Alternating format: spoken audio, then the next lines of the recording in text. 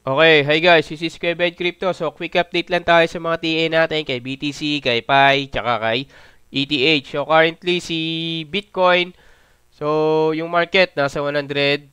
So, na-break ba si 103,600 natin? So, for me, hindi pa rin na-break to Kasi currently yung higher wick is hindi pa na-break. So, kapag ang confirmation kasi natin na break na yung resistance natin kapag yung higher wick is na break na. So, ibig sabihin, nagkaroon na tayo ng break of structure. So, usually, ganun yon. Antayin natin ma-break yung higher wick nung resistance natin. Tulad nito, higher wick. So, siya yung pinaka-higher wick natin before masabi natin na na-break na yung resistance natin na yon. So, for me, hindi pa rin siya na-break. So, sideways pa rin yung market, sinusoidal pa rin. So, tataas, bababa, tataas, bababa. So, ang confirmation natin na bababa yung market is ito. So, itong linya na to. So, ito is 102,300 so, or 400. So, ayan yung confirmation natin. So, ilang beses na diyang rejected. So, na-reject na siya dito, dito, dito. So, 3 beses siyang rejected. Pero still, di pa rin umaangat yung market. So, kasi mababa yung volume. So, check natin kung ano yung mangyari. So, still, kapag nagkaroon ng ano dito, nagkaroon tayo ng biglang fluctuation, high volume, so possible whales yan. So, pagdating ng Monday, magkakaroon tayo ng correction, possible bumaba yung market kapag nagkaroon ng whales. Pero ngayon, still, sideways pa rin. So, monitor lang tayo. Magti-trigger lang tayo ng ano natin dito, ng ano natin, ng mga trade. So, for example, to si 104,400.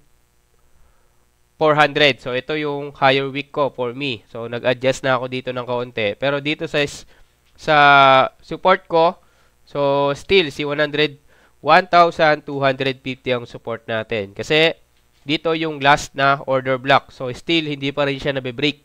So, ito pa rin yung support natin. So, ngayon, check natin kung ano yung possible mangyari bukas.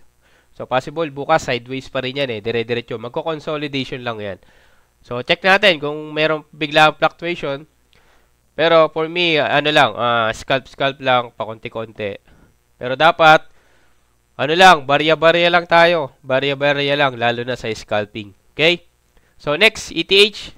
So, for ETH, for me, still, 2412 is, hindi pa rin na-break. Kasi, kung papansin nyo, kailangan ma-break muna, di ba? Sabi ko nga kanina, kailangan ma-break muna natin yung higher wick ng resistance. So, ito yung higher wick ng resistance para masabi natin na confirmation na nagkaroon tayo ng break of structure. So, ganun yun. Kailangan ma-break muna yung higher wick natin ng resistance or nung support. So, ang support natin dito is 2,204 pa rin. So, bakit? Kasi dito tayo nagkaroon ng order block. Umangat. Tapos, ito, dito tayo nagkaroon ng resistance. So, nagkaroon din ng order block. So, ito yung pinakamataas natin. So, ngayon, currently, for me, rejected pa rin si 2,412. So, check natin. Still, sideways pa rin siya.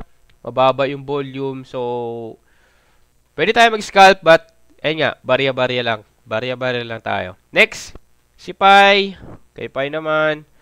So, check natin. So, still, rejected pa rin yung resistance natin na 0.7574. So, again, ulitin natin. Paano natin malalaman kung break na yung resistance natin kapag na-break na yung higher wick nung resistance. Okay? So, for ito, kailangan ma-break muna to para masabi natin na-break na si 0.7574. Okay? Tapos, meron ako dito ang confirmation. So, kapag na-break to, kapag ito na-break na na to, itong minor support natin na 0.7118. So, possible makuha yung support natin na 0.6695. So, still, ito pa rin yung support natin. Kasi, nagkaroon tayo dito ng order block. Tapos, biglang lipad.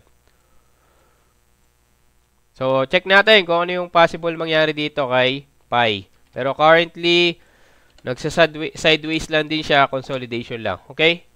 So, yun lang. Quick update lang naman tayo sa mga ano natin, sa mga trade sa mga ano natin, TA, tsaka trade. So, sa ETH pala, naka 17%, tsaka 18% tayo kanina. So, scalp lang. So, barya-barya lang tayo dyan. So, hindi natin kailangan tumodo dyan sa mga scalping. Kailangan barya-barya lang. Okay? So, check natin kung ano yung possible mangyari. So, check natin ulit bukas. Update ulit tayo bukas. So, this is Kuya Ben Crypto. Peace out.